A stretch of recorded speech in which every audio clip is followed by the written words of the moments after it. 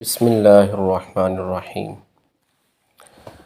سلطان صلاح الدین ایوبی رحمہ اللہ، ان کا نام یوسف بن ایوب تھا اور تقریباً یہ 1138 میں پیدا ہوئے تھے اور 1193 میں ان کی وفات ہوئی۔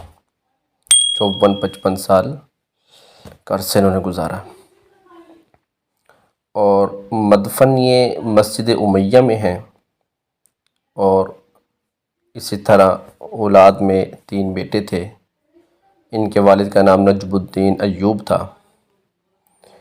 سلطان صلاح الدین نسلاً کرد تھے اور 1138 میں کردستان کے اس حصے میں پیدا ہوئے جو اب عراق میں شامل ہے۔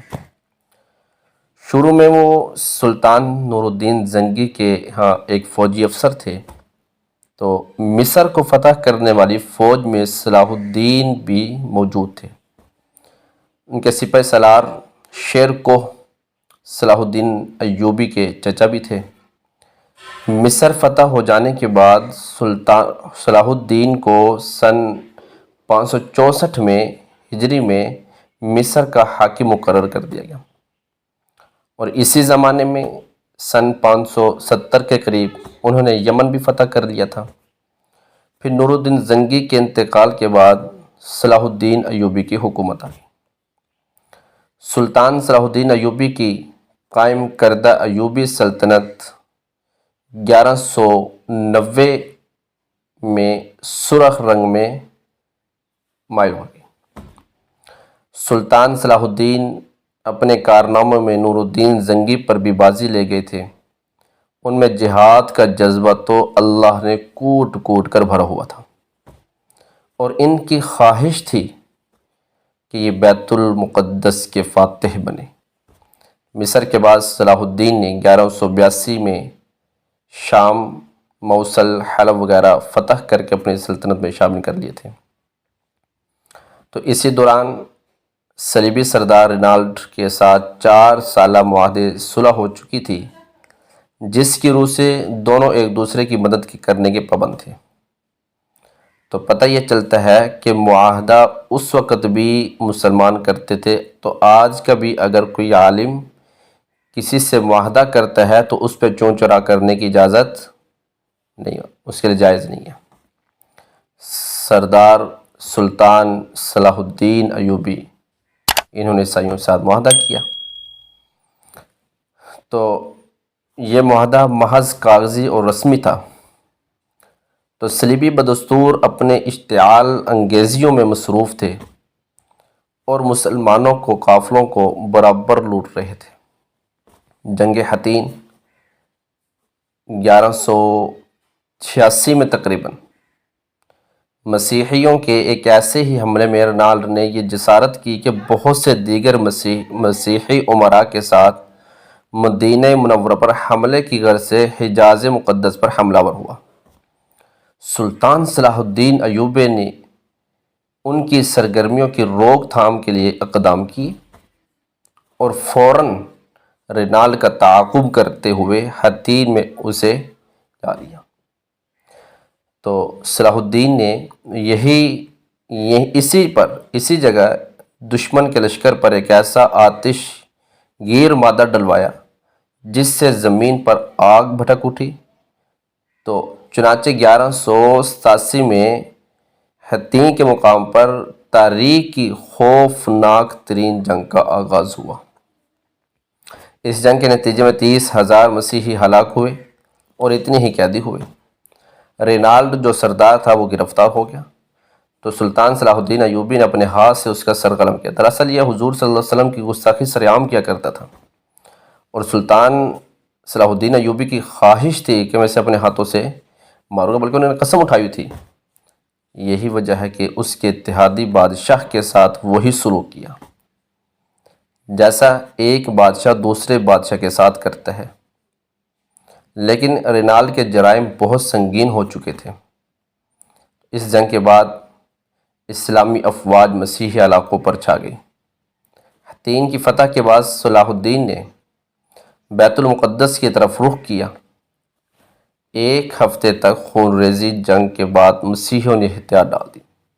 ایک ہفتے کا خون ریزی چلتی رہی۔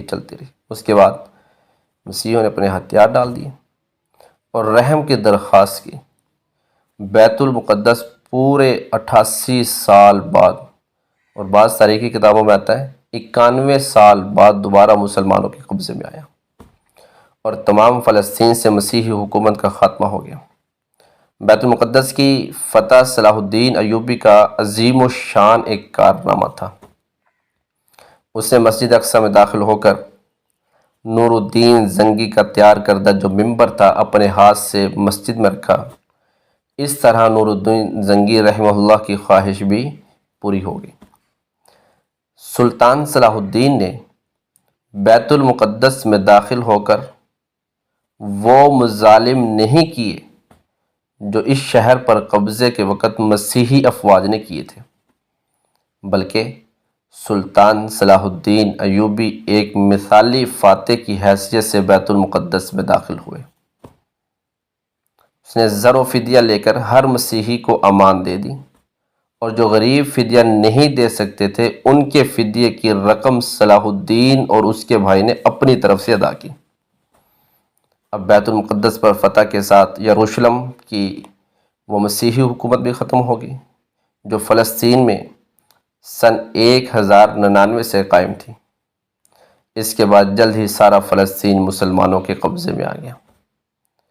تو بیت المقدس پر تقریباً 761 سال مسلسل مسلمانوں کی حکومت رہی۔ تو 1948 میں امریکہ، برطانیہ، فرانس انہوں نے سازش کی، فلسطین کے علاقے میں یہودی سلطنت قائم کی گئی اور بیت المقدس کا آدھا حصہ یہودیوں کے قبضے میں آ گیا۔ اور 1967 کی عرب اسرائیلی جنگ بیت المقدس پر اسرائیلیوں نے قبضہ کر لیا۔ تو حطین کی فتح کے بعد صلاح الدین نے بیت المقدس کی طرف رخ کیا۔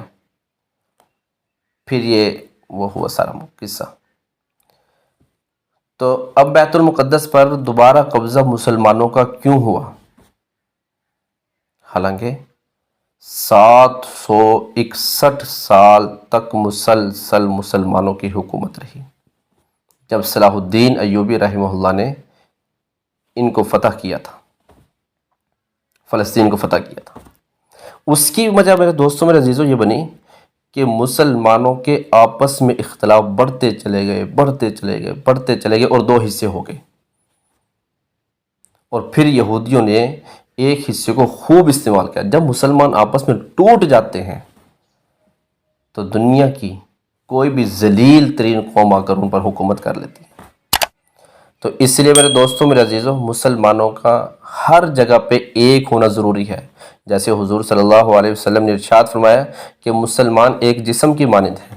جب تک ہم ایک جسم کی طرح رہیں گے کوئی ہمیں ہاتھ نہیں لگا سکتا، اور جب ہم ایک جسم کی طرح نہیں رہیں گے، ٹکڑوں میں بٹ جائیں گے، تو پھر ہم گر جائیں گے اور ذلیل ہو جائیں گے، اور دنیا ہمیں فٹ بال سمجھ لے گی، کوئی یہاں سے ہمیں مارے گا اور کوئی یہاں سے ہمیں مارے گا۔ تو اس کے لیے میرے دوستوں، میرے عزیزوں، آپ سب حضرات سے گزارش ہے کہ مسلمان جہاں کہیں بھی ہیں ایک ہونے کا درس دیں، ایک بن جائیں، تو انشاءاللہ کامیابی ہمارے قدم چومے گی۔ وآخر دعوانا ان الحمد للہ رب العالمین۔